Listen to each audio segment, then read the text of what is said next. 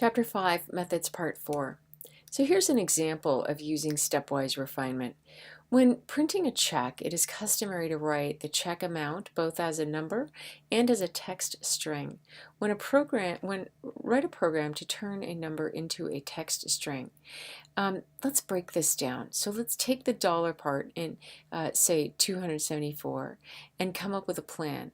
We need to take an integer from 0 to 999 and return a string. So let's break it down even more. So we can take each digit, we can take it digit by digit, 2, 7, 4, left to right, and handle the first digit, the hundreds, first. And if empty, we're done with the hundreds. If not empty, we get the first digit, which is going to be an integer from 1 to 9. We get the digit name, 1, 2, 3, etc. We add the word hundred. Now that doesn't sound too difficult. So then we get the second digit, the tens digit. And if it's 0, we're done with tens. And we handle the third digit. If it's 1, it may be 11, 12, teens. So this is not easy, so we have to look at each possibility to the left. So we get, if the second digit is 0, we get the third digit, which will be an integer from 0 to 9, and we get the digit name, same as before. If the second digit is 1, we get the third digit, it's digit from 0 to 9, and return a string if it's 10, 11, 12, etc. So if it's 1, we have to worry about the teens.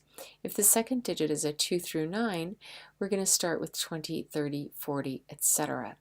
So then we get the third digit and get the digit name, 1, 2, etc., same as before.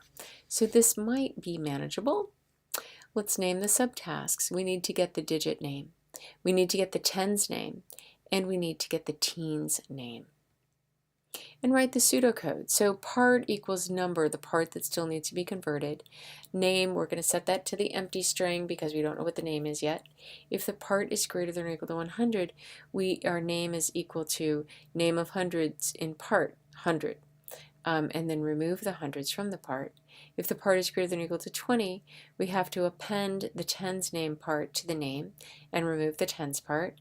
Else, if the part is greater than or equal to 10, we have to append the teens name part to the name and set part equal to 0. If the part is greater than 0, we have to append the digit to the name.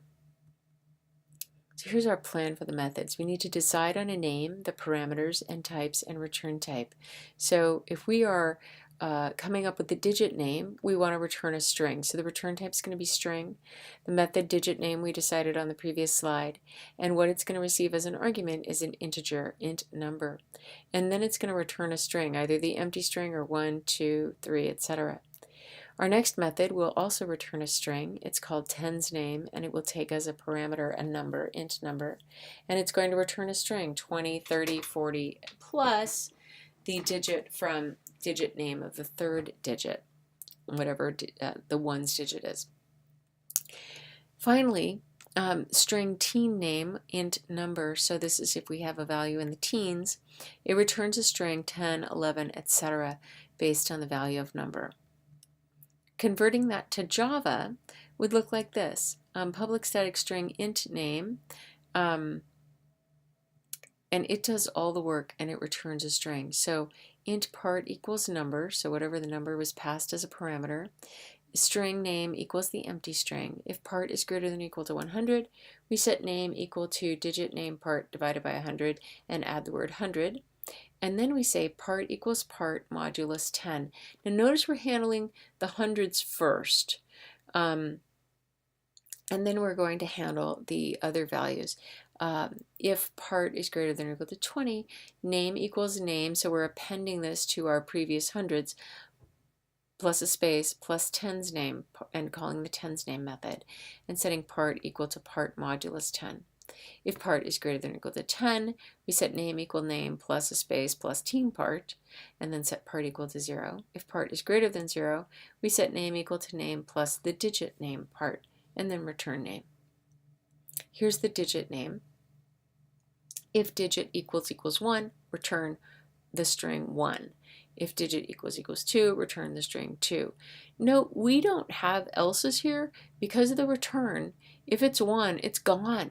And we will never check 2, 3, 4, 5, 6, 7, 8, 9. So we do not need the else logic in this particular example.